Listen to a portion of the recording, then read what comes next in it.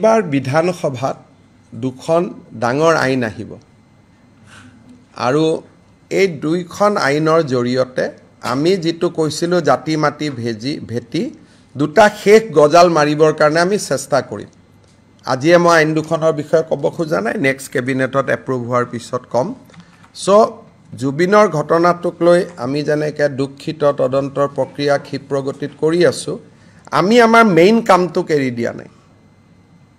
আমি আমাৰ মেইন যেটো জাতি মাটি ভেটি তাতে আমি লাগি আছো আৰু আপোনালোকে দেখা পাব যে অহা কেবিনেটত আমি দুখন অহা পাটাৰ কেবিনেটত দুখন ডাঙৰ আইন আমি আনিম যেটো 25 নৱেম্বৰত বিধানসভাৰ মজিয়াত আমি লে কৰিম কাৰণ জেসি মোহাম্মদ কিবা এই যে 8 জন লৰাই হল আজি মই অভিযোগ কৰা নাই তেওঁলোক জেনুইন ইনোসেন্ট হ'ব পাৰে কিন্তু এটা প্যাটাৰ্ন এটাটো আপোনালোকে দেখা পাইছে আজি মই একো কোৱা নাই যদি অহা বছৰ সকলো মানুহে কৈ দিয়ে যে আমি ইদু পালন নকৰো হিন্দুৱে যেহেতু দীপাৱলী জুবিনৰ কাৰণে পালন নকৰিলে আমি ইদু পালন নকৰো তেতিয়ালেতো মই মানে ক'ব লাগিব যে হয় এটো কোনো ষড়যন্ত্ৰ নাই একো নাই এটো এটা খুব ধুনিয়া পৰিবেশ এটা অসমত নিৰ্মাণ হৈছে কেশৱ দাহিনান ভাষণত কৈছে যে জুবিনৰ মৃত্যুৱে যিখন অসমৰ পৰিবেশ গঢ়ি দিলে বুলি এজিপিত কৈছে কিন্তু পৰিবেশটো গঢ়ি দিলে নে নাই তাৰ কাৰণে বৰদিন খ্ৰীষ্টমাছ ঈদলৈকে ৰখিব লাগিব আজি এটো ক'ব নোৱাৰে হয় নে নহয় বহুত বহুত ধন্যবাদ সাম অইল India national fertiliser limited Hindustan উৰ্বৰা লিমিটেড আৰু BVFCL এই গোটেইখিনিৰ উদ্যোগত 12.7 লাখ মেট্ৰিক টনৰ যি এমোনিয়া প্লান্ট আমি কৰিব গৈ আছো তাৰ বিষয়ে আজি আমাৰ কেবিনেটত আলোচনা হয় আৰু অসম চৰকাৰৰ অংশ অৰ্থাৎ যেহেতু এটো 10,601 কোটি টকাৰ প্ৰকল্প হ'ব তাৰ 4,000 কোটি টকা অসম চৰকাৰে ব্যয় কৰিব লাগিব যেহেতু অসম চৰকাৰৰ অংশ এই নতুন কোম্পানীটোত 40%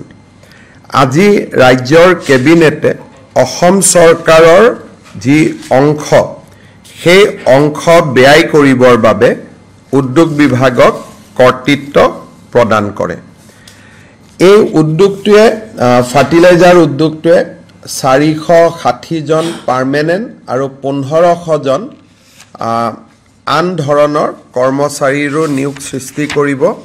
আৰু 10,000 কোটি টকা ব্যয়েৰে নিৰ্মাণ হ'ব ডিসেম্বৰ মাহত ভাৰতৰ প্ৰধানমন্ত্ৰী নৰেন্দ্ৰ মোদী ডাঙৰীয়াই নামৰূপ সাৰ কাৰখানাৰ বা আসাম ভেলী ফাৰ্টিলাইজাৰ কৰ্পোৰেচনৰ নতুন যেটো প্ৰকল্প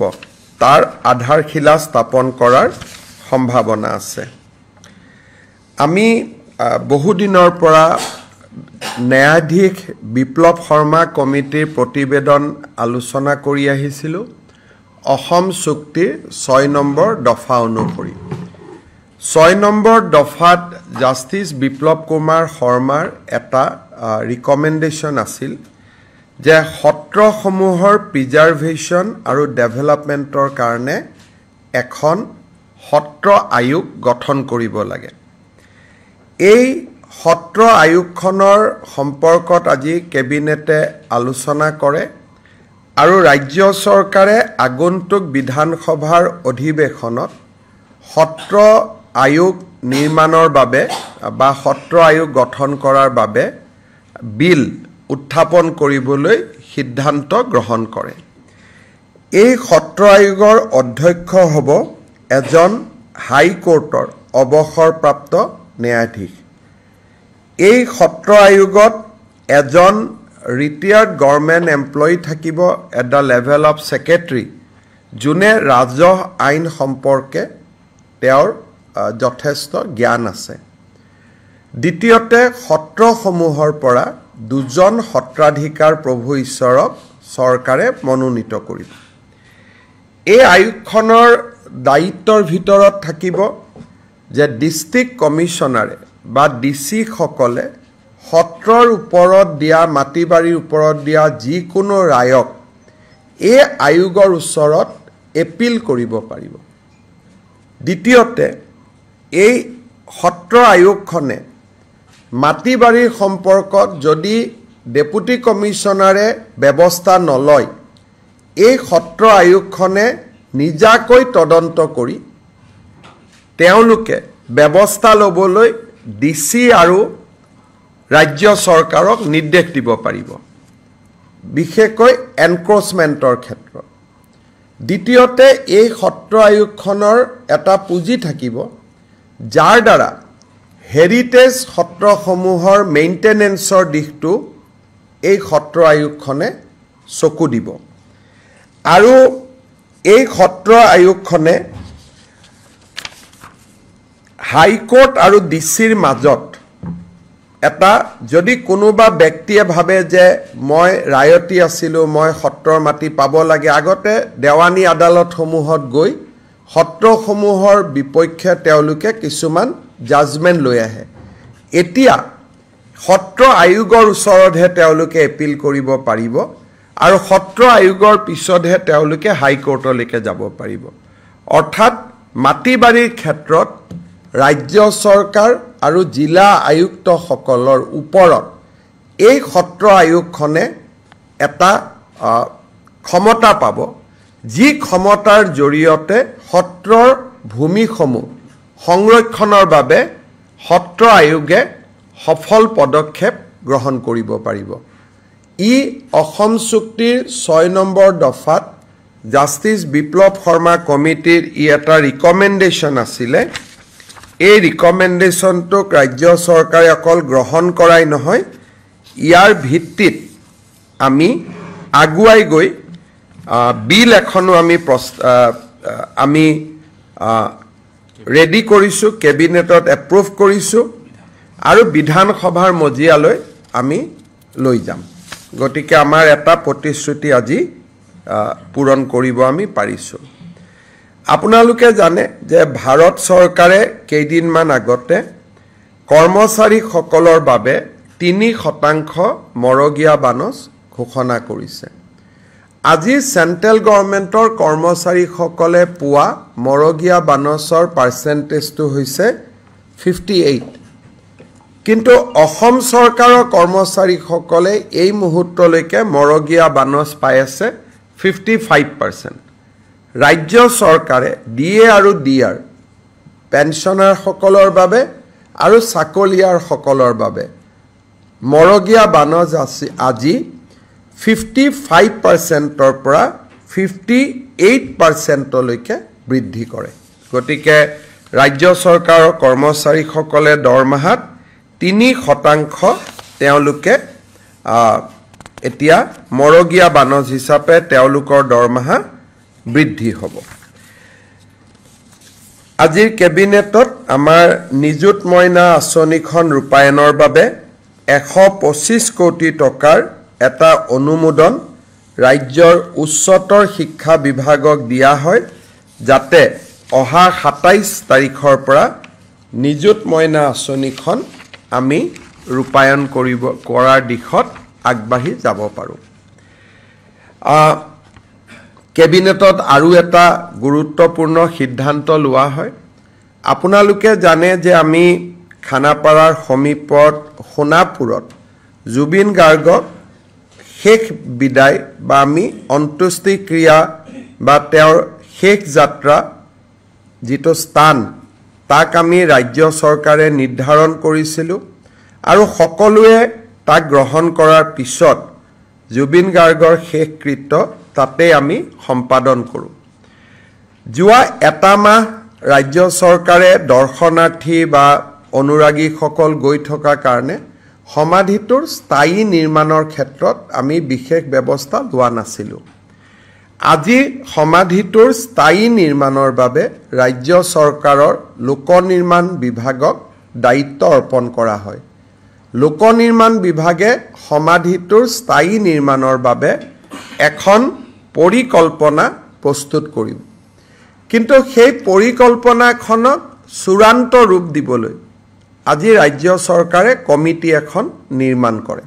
অৰ্থাৎ কেনেকে হ'ব তাৰ প্লেনিংটো সেই কমিটিখনে অনুমোদন কৰাৰ পিছতহে ৰাজ্য চৰকাৰে ৰূপায়ণ কৰিব পাৰিব বিভাগটো হ'ব PWD কিন্তু কৰিব লাগিব as per direction of this committee কমিটিৰ সদস্যসকল হ'ল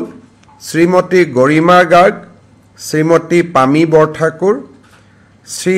শ্যামন্ত গৌতম শ্ৰী পাৰ্থ সাৰথী মহন্ত শ্ৰী বীৰেন সিংহা শ্ৰীমতী অনুৰাধা শৰ্মা পূজাৰী শ্ৰী প্ৰাঞ্জল শইকীয়া শ্ৰী পুলক বেনাৰ্জী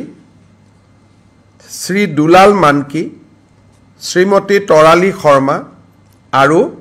আমাৰ শংকৰদেৱ কলাক্ষেত্ৰৰ যুটীয়া সচিব সুদৰ্শন ঠাকুৰ এই কমিটিখনৰ আহ্বায়কৰ দায়িত্ব পালন কৰিব আকৌ এবাৰ ক'ব লাগিব শ্ৰীমতী গৰিমা গাৰ্গ পামে বৰঠাকুৰ শ্যামন্ত গৌতম পাৰ্থ সাৰথী মহন্ত বীৰেন সিংহা অনুৰাধা শৰ্মা পূজাৰী প্ৰাঞ্জল শইকীয়া পুলক বেনাৰ্জী দুলাল মানকি তৰালী শৰ্মা আৰু সুদৰ্শন ঠাকুৰে এই কমিটিখনৰ আহ্বায়ক বা সচিবৰ দায়িত্ব পালন কৰিব আৰু এই কমিটিখনে যিখন প্ল্যান বা যিটো আৰ্কিটেকচাৰত অনুমোদন জনাব তাকেই ৰাজ্য চৰকাৰে ৰূপায়ণ কৰিব আমি ভাবো যে অহা এমাহ বা ডেৰ মাহ বা দুমাহৰ ভিতৰত যদি পৰিকল্পনাখন প্ৰস্তুত হৈ উঠে লগে লগে আমি সমাধি ক্ষেত্ৰৰ স্থায়ী নিৰ্মাণৰ বাবে আমি আগুৱাই যাব পাৰিম মৃত্যুৰ তদন্তৰ ওপৰত আজি আমাৰ কেবিনেটত কেইটামান গুৰুত্বপূৰ্ণ কথা আলোচনা হয় SIT আমাক জনাইছে যে নৱেম্বৰ মাহৰ পিছত যিকোনো মুহূৰ্ততে তেওঁলোকে চাৰ্জশিট দাখিল কৰিব পাৰিব অৰ্থাৎ যদিও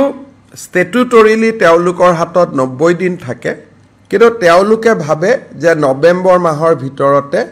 তেওঁলোকে তদন্ত সামৰি আদালতক অভিযোগনামা দিয়াৰ পথত আগবাঢ়িব নৱেম্বৰৰ শেষত হওক ডিচেম্বৰৰ ফাৰ্ষ্ট উইকত হওক কেবিনেটে আজি গুৱাহাটী উচ্চ ন্যায়ালয়ৰ মুখ্য ন্যায়াধীশক এটা ৰিকুৱেষ্ট কৰিবৰ বাবে সিদ্ধান্ত গ্ৰহণ কৰে যাতে এখন ফাষ্ট ট্ৰেক কোৰ্ট যাতে ন্যায় প্ৰদানৰ প্ৰক্ৰিয়া খুব সোনকালে হ'ব পাৰে কাৰণ মই দেখিছোঁ যে সকলোৱে জুবিন গাৰ্গৰ ন্যায় বিচাৰিছে জাষ্টিছ ফৰ জুবিন গাৰ্গ বুলি কৈছে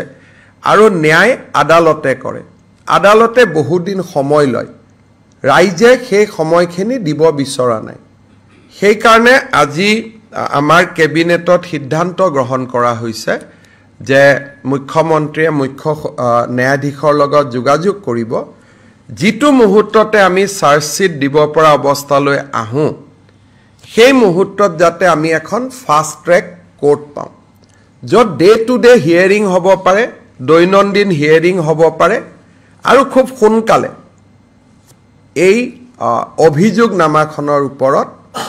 আমাৰ বিচাৰ নিষ্পত্তি হ'ব পাৰে সো ৰাজ্য চৰকাৰৰ আজি এইটো এটা কেবিনেটৰ সিদ্ধান্ত আছিল যে Guwahati high court should constitute a fast track court দ্বিতীয়তে ৰাজ্য চৰকাৰে এইটো সিদ্ধান্ত গ্ৰহণ কৰিছে যে ৰাজ্যৰ মহা অধিবক্তাৰ লগত আলোচনা কৰি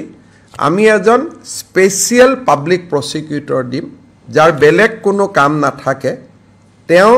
কোৰ্টত অভিযোগনামা দাখিল কৰাৰ পৰা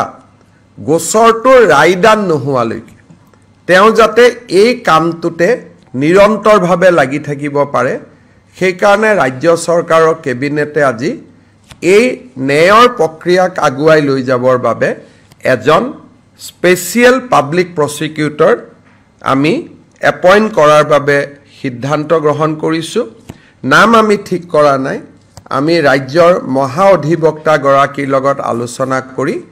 আমি নামটো পৰৱৰ্তী সময়ত আপোনালোকক অৱগত কৰিব পাৰিম গতিকে আমি যিখিনি কাম সদায় কৰোঁ বা আমাৰ প্ৰত্যেকখন কেবিনেটতে আমি জাতি মাটিৰ কাৰণে আমি বহু সিদ্ধান্ত লওঁ সেইবিলাক আছিলেই তাৰ ওপৰত জুবিন গাৰ্গৰ আমাৰ দুৰ্ভাগ্যজনক মৃত্যু বা দুৰ্ঘটনা বা ষড়যন্ত্ৰমূলকভাৱে মৃত্যু এই গোটেই দিশটো তদন্ত কৰাৰ ক্ষেত্ৰত আৰু ন্যায়ৰ প্ৰক্ৰিয়াটোক আগুৱাই লৈ যাবৰ বাবেও আজি কেবিনেটে এই সিদ্ধান্তকেইটি গ্ৰহণ কৰে।